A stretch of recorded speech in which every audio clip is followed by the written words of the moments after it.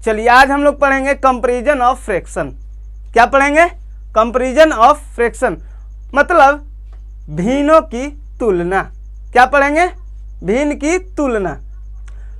तो भिन्न की तुलना हम लोग ये जानेंगे कि हमारे कंपटीशन में जो है इस चैप्टर से किस किस प्रकार के जो है प्रश्न पूछे जाते हैं। तो सबसे पहले हम जानेंगे कि हमारा कंपैरिजन ऑफ फ्रैक्शन में क्वेश्चन नंबर 1 पूछा जाता है क्या कि लार्जेस्ट फ्रैक्शन कौन सा है।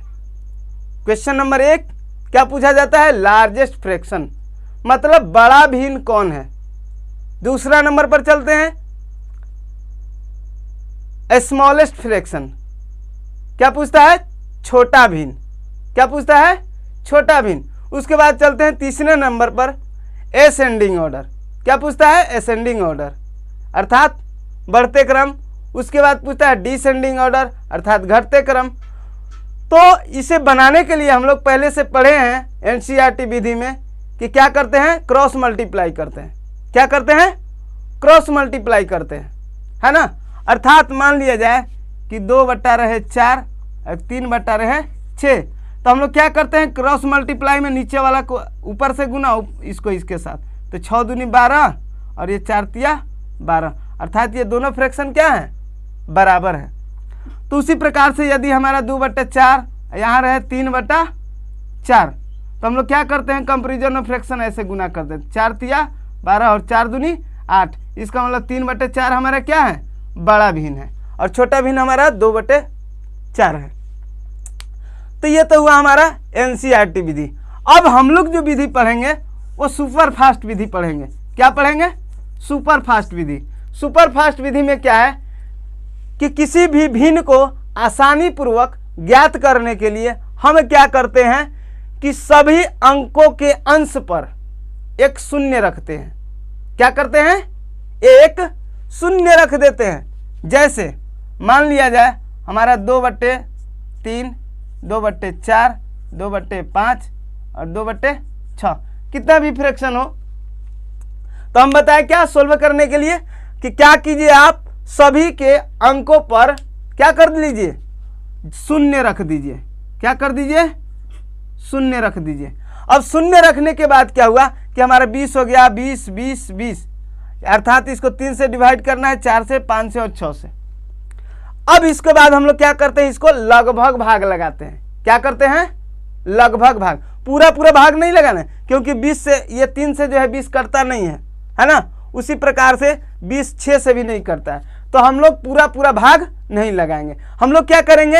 एक लगभग भाग लगाएंगे। लगभग भाग का मतलब क्या हुआ कि 3 से अगर इसे हम लगाते हैं तो 3 छक 18 और यहाँ पर हम एरो का चिन्ह दिए। एरो का चिन्ह का मतलब कि ये आगे की तरफ एरो इंडिकेट कर रहा है, अर्थात ये जो है भाग कुछ और आगे जाएगा। क्या जाएगा? ये भाग थोड़ा और ज़्यादा जाएगा। दूसरे में चलते हैं, 4 5 20, ये हो गया 5 के 20, ये हो गया 76 18। 3 से थोड़ा और ज़्यादा भाग जाएगा। क्या जाएगा? 3 से थोड़ा और ज़्यादा भाग जाएगा। तो हम लोग अब इससे हमको ये पता चल गया कि यह 3 से ज़्यादा बार भाग जा रहा है, ये 4 बार 5 बार, ये 6 बार। अब इसे पूछे कि बड़ा भिन्न बताइए। क्या पूछ दे? बड़ा भिन्न। तब बड़ा भिन्न सबसे जिसमें ज़्यादा बार भाग जाएगा वो सबसे बड़ा भिन्न होगा, और जिसमें कम बार भाग जाएगा वो सबसे छोटा भिन्न होगा। अर्थात सबसे ज़्यादा बार भाग 6 बार में गया है ना। अर्थात हमारा आंसर 2/3। अगर छोटा पूछे कि छोटा भिन्न क्या है, तो छोटा भिन्न क्या होगा? छोटा भिन्न सबसे कम बार भाग किस में गया है? यह 3 बार अर्थात 2/6। उसके बाद पूछता है अगर कि इसको जो है बढ़ते क्रम में लिखिए, है ना। बढ़ते क्रम या आरोही। आरोही क्या बताना हो? आरोही क्रम। तो आरोही क्रम में क्या लिखते हैं? सबसे पहले हम छोटे संख्या को लिखते हैं अर्थात 2/6, उससे बड़ा क्या होगा? उसके बाद होगा 4 बार भागे हैं यानी 2/5, उससे बड़ा 2/4, उससे बड़ा 2/3। ये होगा हमारा क्या? बढ़ते क्रम। अगर इसी को हमारा क्या कह दे कि घटते क्रम में लिखिए अर्थात अवरोही। अवरोही क्रम, है ना, जिसे हम लोग डिसेंडिंग ऑर्डर बोलते हैं।